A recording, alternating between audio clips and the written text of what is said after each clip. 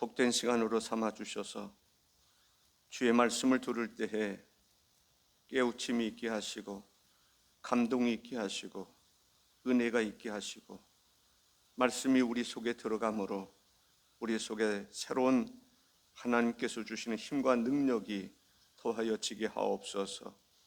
살아있는 말씀으로 우리 속에서 역사하옵소서. 우리의 모든 문제를 해결하여 주옵소서. 은혜를 베풀어 주옵소서. 예수님의 이름으로 기도하옵나이다. 아멘. 오늘 본문의 말씀은 베드로가 설교를 할 때에 다윗의 말씀을 인용해서 말씀을 증거하는 것을 볼 수 있습니다. 다윗은 많은 고난도 있었고 또 성공적인 삶을 살 때도 있었습니다. 위태로울 때도 많이 있었습니다. 그럴 때 다윗의 마음에 평안함이 있었던 것은 다윗은 하나님 앞에 늘 하나님을 바라보며 살았습니다. 주님의 임재 속에 살았다 이렇게 말할 수 있습니다. 그리고 주님께서 하나님께서 우편에 계신 것을 늘 느끼며 살았습니다. 그런 가운데서 다윗이 예언을 하게 된 것을 볼 수 있습니다. 첫 번째로 다윗은 예수 그리스도의 부활에 대해서 예언하고 있음을 보게 됩니다. 25절에 보면 다윗이 그를 가리켜 이르되 내가 항상 내 앞에 계신 주를 배웠으며 항상 내 앞에 계신 주님을 배웠다. 나로 요동하지 않게 하시기 위하여 그가 내 우편에 계시도다. 은혜가 되지 않습니까? 다윗이 참 시편 23편을 통해서 보면 음침한 사망의 골짜기에 다니고 그 이야기 속에서 다윗이 겪는 어려움이 얼마나 컸겠습니까?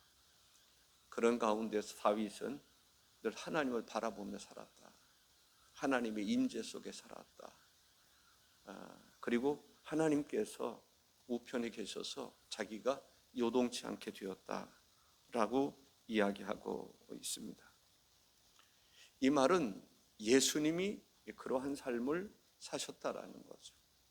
예수님도 항상 하나님의 임재 앞에 사셨고 하나님이 예수님 우편에 계신 것처럼 그러한 삶을 사셨음에 대해서 다윗이 예언하고 있음을 볼 수 있습니다.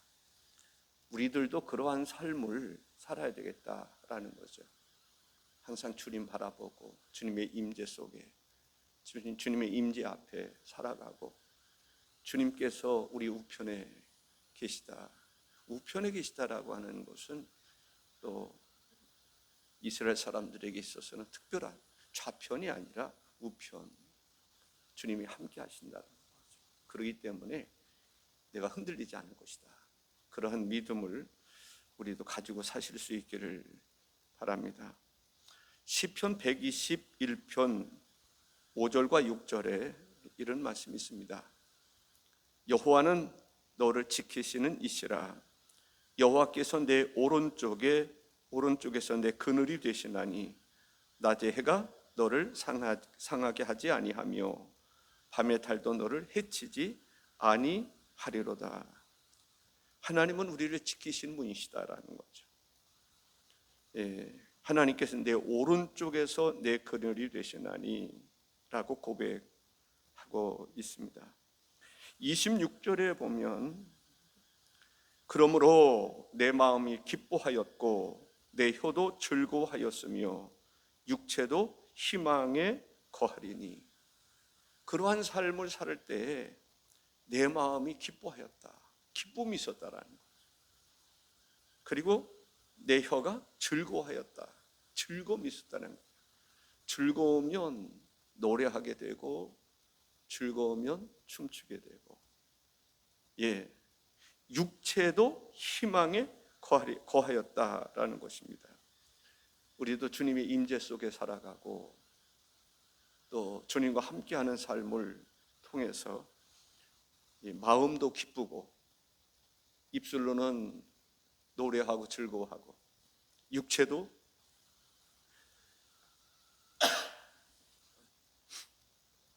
항상 희망이 있는 그러한 삶이 될 수 있기를 바랍니다. 특별히 저는 연세 드신 분들 이렇게 보면 주님의 임재 앞에 사시고 또 주님께서 지켜주시는 가운데서 또 오늘에 이르를 수 있었다. 연세가 90이 넘으시고 다 그러셔도 이 새벽마다 하나님께 나와 예배할 수 있는 그 건강함, 그 영적인 그러한 성숙함, 이것은 하나님의 임재 앞에 살았던 그 증거가 아닐까라는 생각이 듭니다. 27절에 보면 이는 내 영혼을 음부에 버리지 아니하시며 주의 거룩한 자로 썩음을 당하지 않게 하실 것이미로다. 음부에 버리지 아니하시고 썩지 아니하리라. 그 예수님께서 십자가에 달려 죽으실 때에 그 영혼을 음부에 버리지 아니하신다라고 말씀합니다. 예수님께서 이런 고백을 하시죠.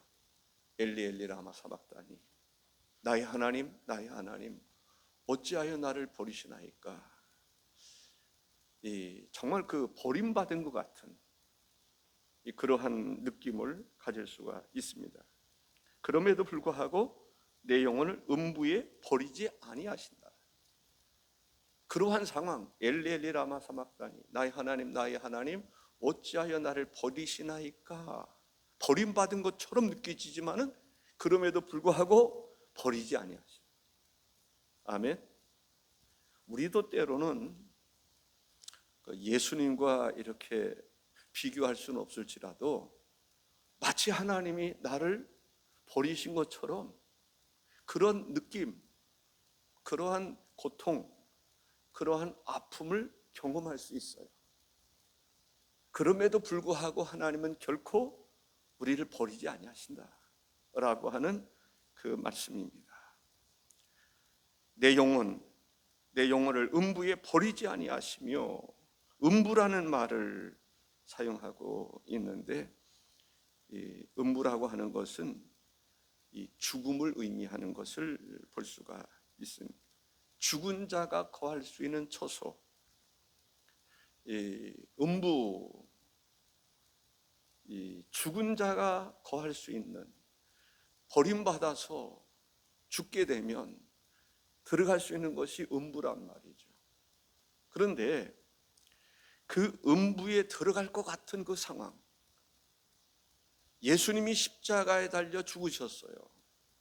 죽으셨을 때 마치 하나님으로부터 버림받은 것 같은, 음부로 들어갈 수밖에 없는 그런 상황 같은 그 상황 속에서도 하나님께서 버리지 아니하시고 음부에 들어가지 않게 해주신다라고 하는 것입니다.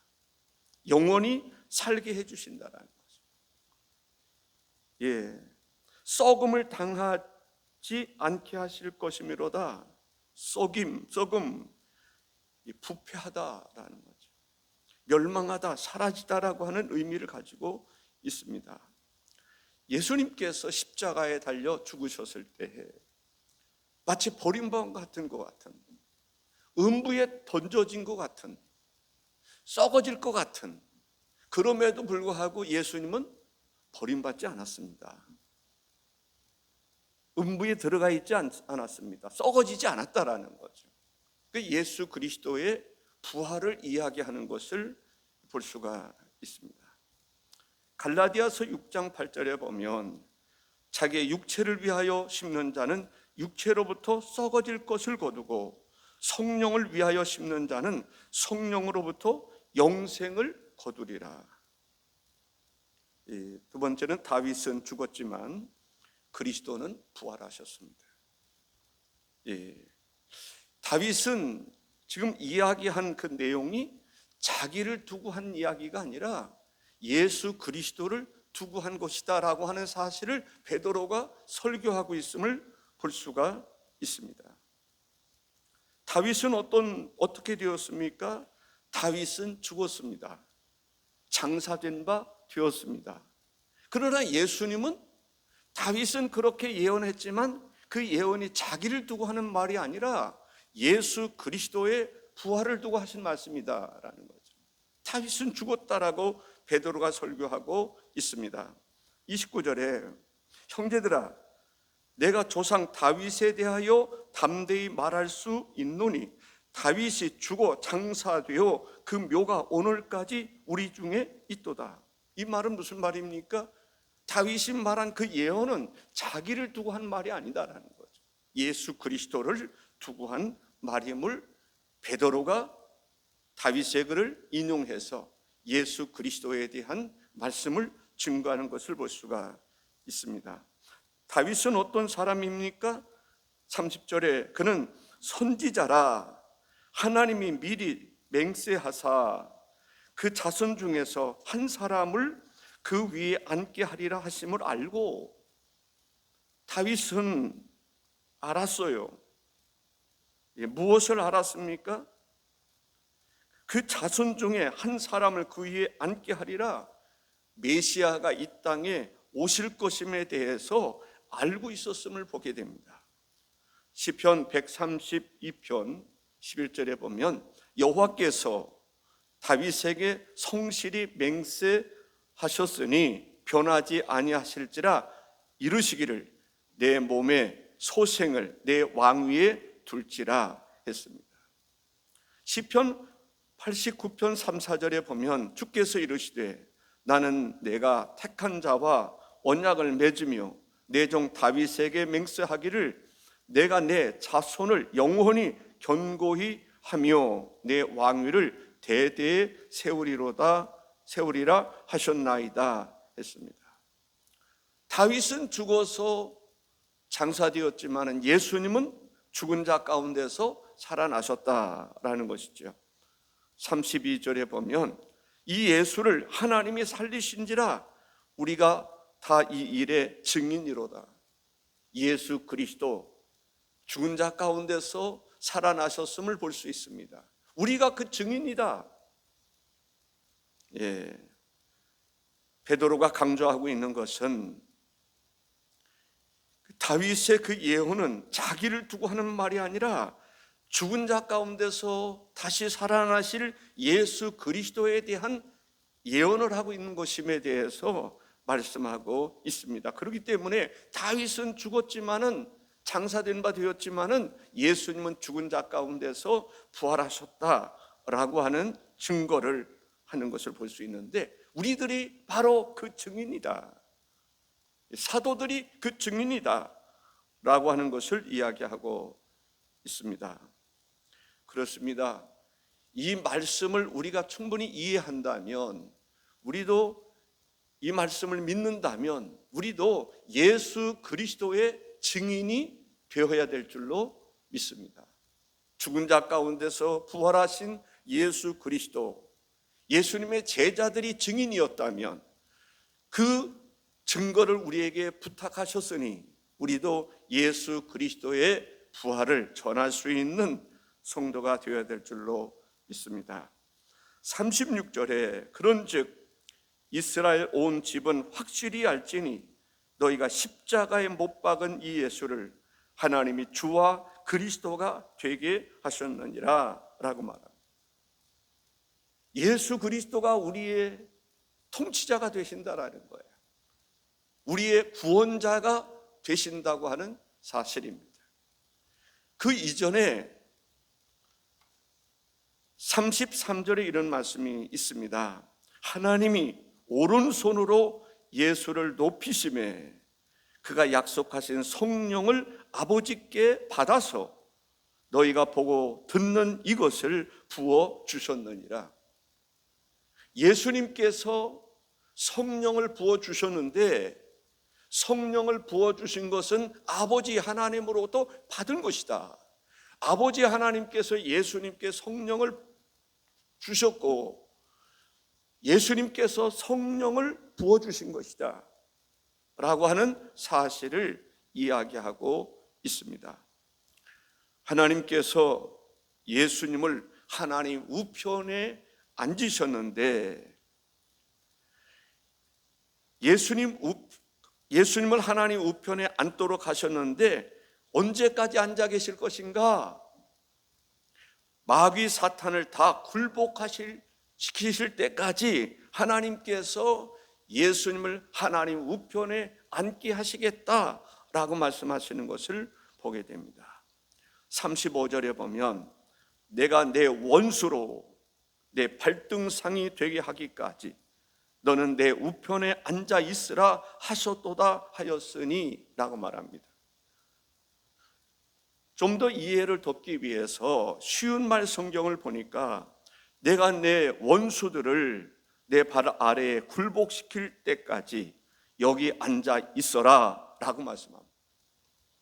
우리말 성경에 보면 주께서 내 주께 말씀하시기를 내가 내 원수를 내 발 아래에 굴복시키기까지 너는 내 오른편에 앉아 있어라 하셨습니다 라고 이야기합니다.